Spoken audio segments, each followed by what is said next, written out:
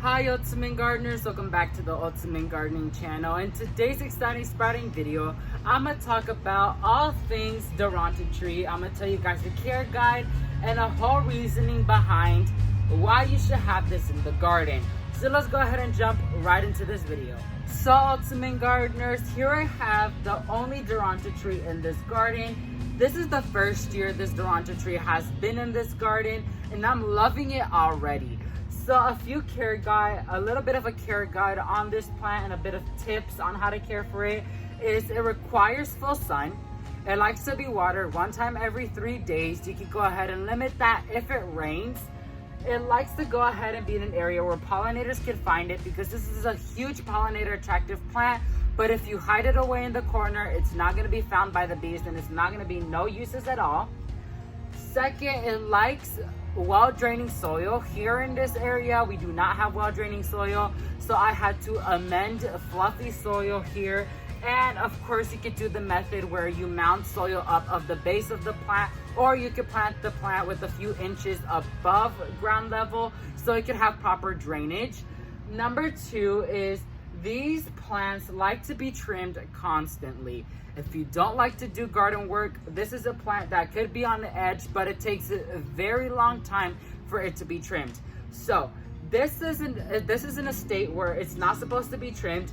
You take it to the area where it likes to be trimmed. This is a Duranta tree. It could come in a bush as well, but like I would like it to get a little bit of a height-wise shape. Then you're gonna go ahead and trim upwards and upwards until you see the size you like it. And once you have the size you like it, you start trimming it on top, trimming it on bottom, and then this plant will become a bit of a more fluffier and way more better plant, a way more established plant than what it is currently. So that's a bit of a care guide behind it. There's no need of fertilizing because this plant doesn't like to be fertilized overly much or doesn't like to be fertilized every single month. So if you would like to help it out, you could feed it every 3 months. It doesn't require once again, but if you would like to help it out, you can. So now let's go ahead and talk about the details on why you should have it.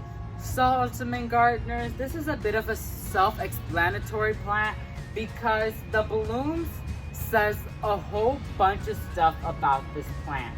This plant is sort of like a replica about the weeping willow trees or any type of weeping element. That's why I fell in love with it, because in this garden I need some type of weeping element, and this brings it just here. These flowers come in clusters and they dangle down, and not to mention when they're out of bloom, yet the stalks are still very pretty because it has seed pods on it, and you don't need to deadhead it for it to constantly bloom. It will constantly bloom without deadheading needed. The other thing is that the leaves is weeping as well. The branches are specialized, and also in genetics wise they're supposed to go ahead and be weeping in general. There was a bee that just passed me, and that proves this is a pollinator attractive plant. And you can even see the weeping element it brings in this garden. This is a great flower plant. This is a great structural gardening plant.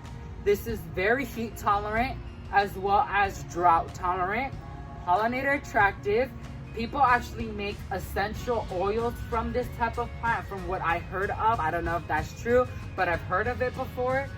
And this plant is great for shaded areas.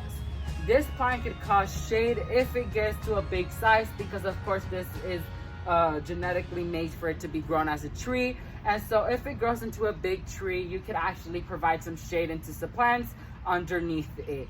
So that's a bit of an overview view on why you should have the Duranta tree. I absolutely love it, and I highly recommend for all of you guys to have. So let's go ahead and wrap up this video. So ultimate gardeners, that's gonna be it for this exciting sprouting video. Once again, we covered a care guide on the Duranta tree, as well as details on why you should have a Duranta tree.